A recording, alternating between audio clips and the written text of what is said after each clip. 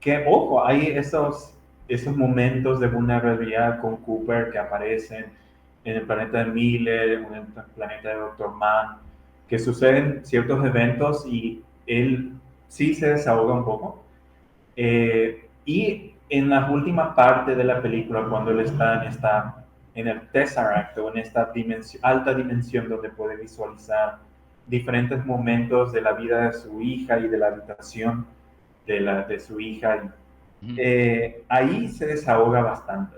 Pero, ¿sabes dónde me llamó la atención eh, eso de la frialdad que pueden tener los personajes? Ujú. Fue más el personaje de, Dios mío, y justamente la astronauta Brand, que, perdón, que se me escapó el nombre de la actriz. Anne Hathaway. Anne Hathaway, gracias.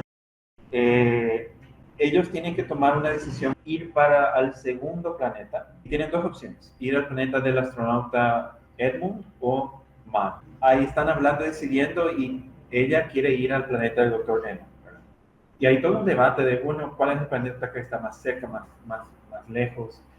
Y ella dice al doctor Edmund que está un poquito más lejos. Pero Cooper dice, mira, vos querés irte realmente a ese planeta porque tienes sentimientos socioafectivos, te estás enamorado o te gusta Doctor Edmund y por eso quieres ir. Cuando ella da ese diálogo de decir de que el amor es el factor o el elemento que es realmente un elemento cuantificable que Ujú. sí atraviesa la fábrica de espacio y tiempo al igual que la gravedad o Ujú. incluso mucho más allá que la gravedad.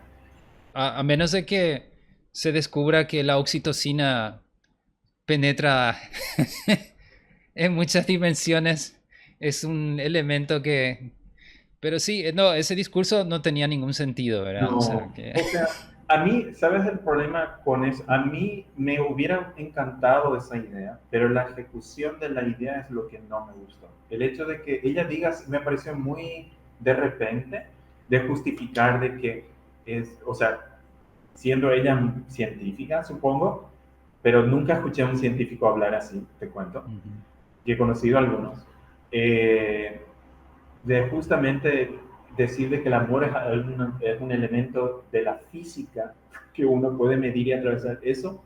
Y también Cooper dice eso cuando está en el Tesseract, en el mundo de alta dimensión, dice, eh, porque él está interactuando con un robot que creo que es TARS en ese Stars. momento. Y TARS, él dice, no, yo voy a encontrar el momento correcto para mandar toda la información que es necesaria para salvar a la humanidad y tal vez se le pregunta cómo, y le voy a encontrar con el amor. El amor sí es cuantificable, ¿verdad?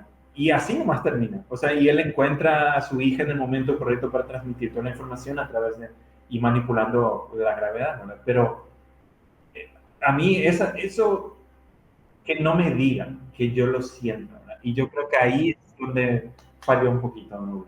Sí, porque el amor no es un elemento que se pueda, no es una magnitud física que se pueda medir, ¿verdad? Hasta donde sabemos, ¿verdad?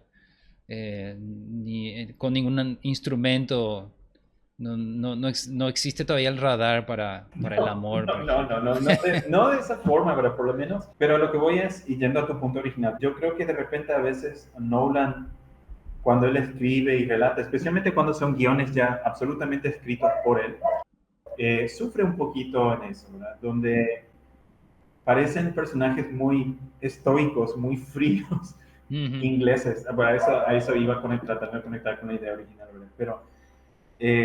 Pero sí, en el sentido de que yo, ¿por qué explicarías algo que tendría que ser tan cálido y la audiencia sentir y comprenderlo a través de emociones? ¿Por qué lo tienes que decir en palabras? O cosas que tendrías que decir y expresar y no lo estás expresando ahora, ¿verdad? A veces sufre de eso. Es más, se me vienen algunos ejemplos de otras de sus películas que suceden esas cosas, ¿verdad? Pero bueno. Eh, Fuera de eso, yo creo que para mí la película es extraordinaria. Y el libro que me habías obsequiado sobre la física de Interstellar tiene mucho que ver el físico Kip Thorne, que es, no sé si es ganador del premio Nobel, creo que sí. Sí, sí, sí lo Eh, es. Él ayudó con los detalles científicos y la matemática que aparece en la pizarra del profesor Brand. Si bien la película, como cualquier producción de Hollywood, se toma ciertas libertades, Claro. Kip Thorne aparentemente se sintió muy honrado de haber colaborado con la película. Pero otros físicos tuvieron una reacción diferente. Por ejemplo, el físico Lawrence Krauss, que escribió la física de Viaje a las Estrellas, pidieron su opinión. Él dijo, esta es la película científicamente más inexacta que yo he visto y ustedes me deben 3 horas de mi vida. Básicamente esa fue su reacción. Entonces, y él le retó a su amigo Kip Thorne diciendo, qué lástima que tuviste que participar de esta película. Pero, Ya. No, entonces, pero como yo volví, o sea, como señalé al comienzo, ¿verdad? Creo que en esencia la película no es no pretende ser una exposición del manejo del conocimiento astrofísico de Christopher Nolan. Es una historia de la relación entre el padre y la hija, pero tal vez el físico vio desde esa óptica nomás, ¿verdad? A ver si es que la claro. física funciona o no, ¿verdad? Pero en fin. Y entonces, ¿hay algo que quieras agregar sobre Interstellar? Cualquier punto que quieras tocar Sí, por híjole, último. bueno, hay un montón de cosas, pero por ejemplo, en relación a Cooper, el personaje principal, yo estaba pensando si es que el personaje de Cooper cambió en algún aspecto personalmente a lo largo de la historia, de la trama. Si es que, porque por lo general eso uno espera de una película, ¿verdad? Que está siguiendo a un personaje principal, hay un conflicto que él o ella tiene que superar, comprender de sí mismo y cómo eso afecta a sí mismo y a las otras personas, ¿verdad? Yo no sé si él cambia mucho en la película. Ujú. Eso fue algo que de repente no había pensado antes y yo dije, ok, ahí tal vez está flaqueando un poquito, tal vez Nolan, o a lo mejor no hace falta, ¿verdad? Él es sencillamente el, un medio para transmitir así diferentes sucesos e ideas, una idea en general, por ejemplo, lo del amor, ¿verdad? Ujú. Eh, pero en relación a los personajes. Y sí, me hubiera gustado también que otros personajes fuesen un poquito más desarrollados, pero realmente con todo lo que él tenía que contar eh, y todas las ideas complejas que él tenía que transmitir, realmente creo que ese balance también a veces, nuevamente vamos yendo al Nolan, sufre un poquito a veces, Ujú. ¿verdad? Es mucha exposición de eventos y conceptos, pero el desarrollo de ciertos personajes quedan hacia atrás, hacia un lado. Y lo simpático también, otra cosa que estuve investigando un poquito para el podcast, ¿verdad? Una de las cosas que sí, creo que recordarás también que cuando salió la película, periodistas y miembros de la audiencia, algunos, si es que no les gustaba la película, una de las cosas más en común que solía salir era la banda sonora y el sonido. Que nuevamente es algo que Nolan hace mucho más recientemente en sus películas, donde el track del sonido de los actores queda por debajo de todos los sonidos de ambiente y de la banda sonora, ¿verdad? Y es como Ya. que ahí hay mucha gente y simpáticamente yo empecé a revisar, por ejemplo, en Google Movies o Google Play, que uno puede incluso comprar películas o alquilar y ver. Hay una sección de reviews y comments. Incluso gente que recién ve la película en los últimos 2 años. La gente que no le gusta la película es exactamente lo mismo. Se quejan así de, hijo, pero el sonido y no se entiende, y la música está por encima, y es simpático. Hay algunos, en base a eso, usando eso como fundamento o usando eso como base, dicen, este es director, es Bangalore, se cree la gran cosa, Dios mío, esto es, no se puede ver.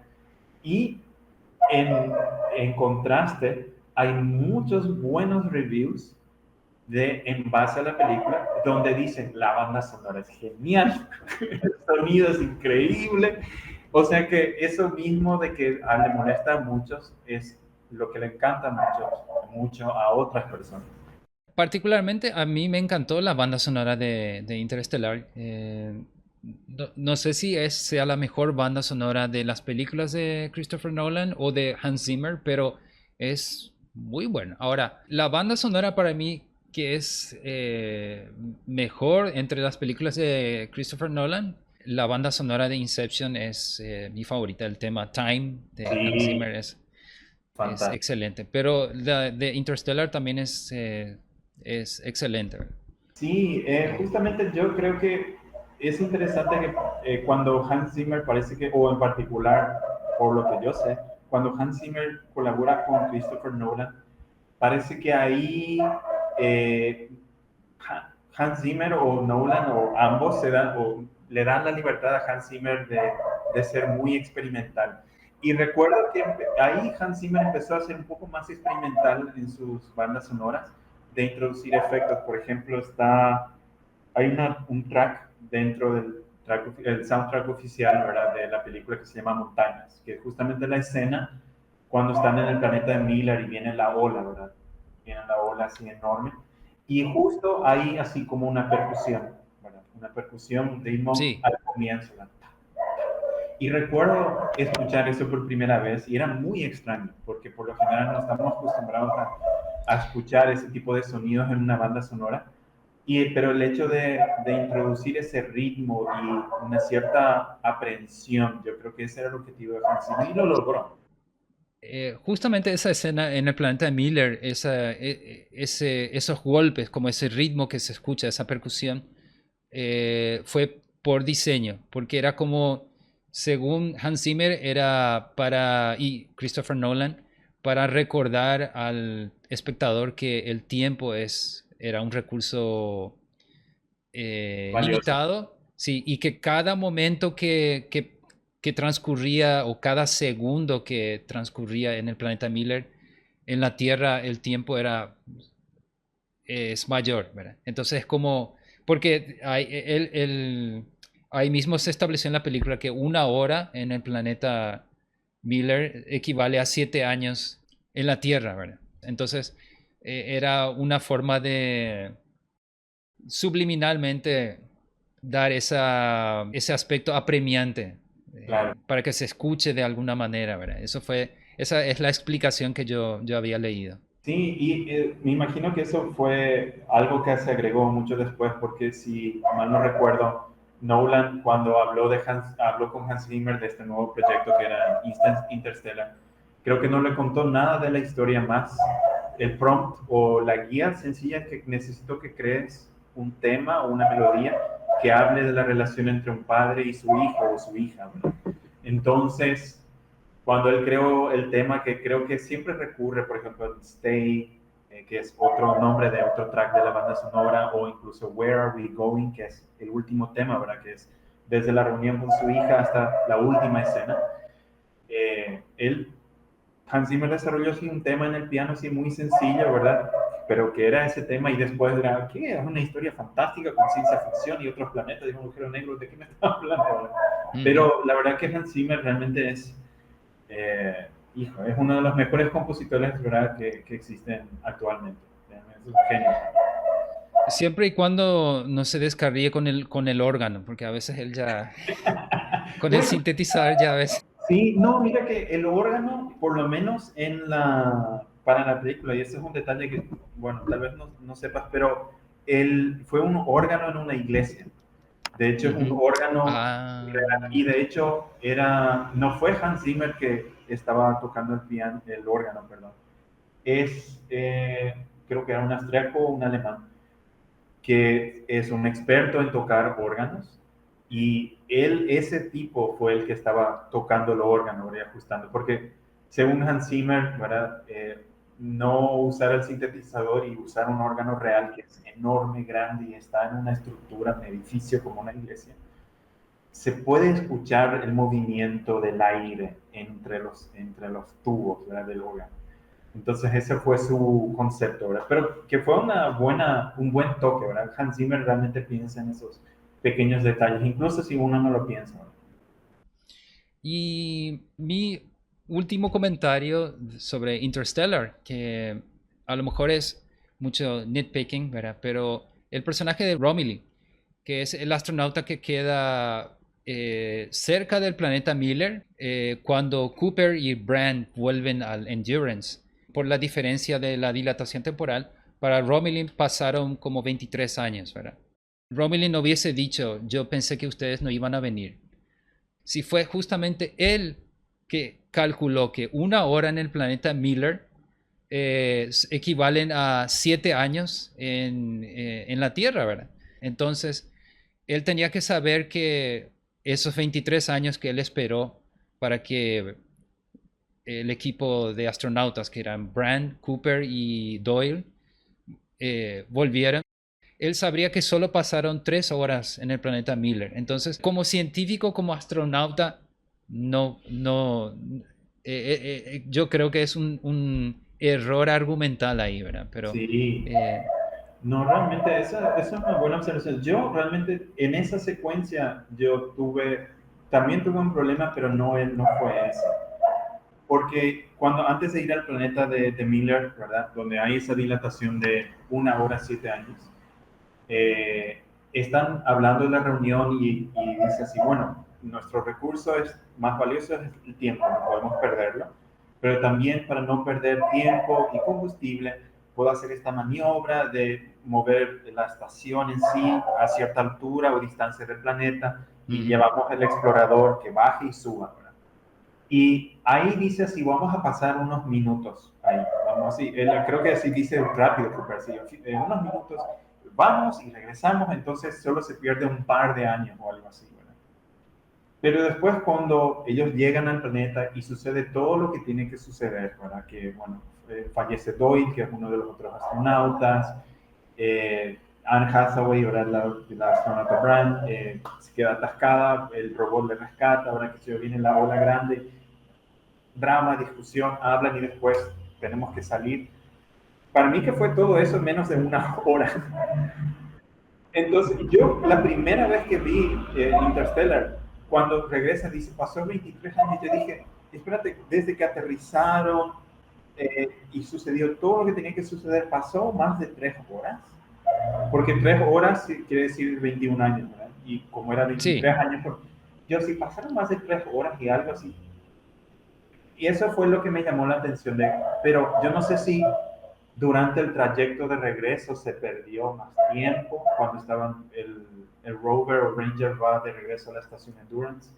ujú. Yo no sé, ¿verdad? Pero esa parte así como que para mí se me escapó. Hay algo que yo no sé porque pasó mucho tiempo. Ese es un detalle interesante. Tal vez hay alguna escena eliminada que podría, si se conservaba, a lo mejor iba a ser más creíble que pasaron 3 horas, ¿verdad? Pero sí, pero el astronauta que hizo el cálculo no debería decir, ah, yo pensé que no iban a regresar. Él sabría que en Miller pasó cierta cantidad de tiempo y por eso él esperó Sí, 23 años. mínimo habrá pasado Sí, algo y sí, están todavía claro. ahí. Pero fueron solamente algunas horas, o sea, para los astronautas, el equipo de desembarco.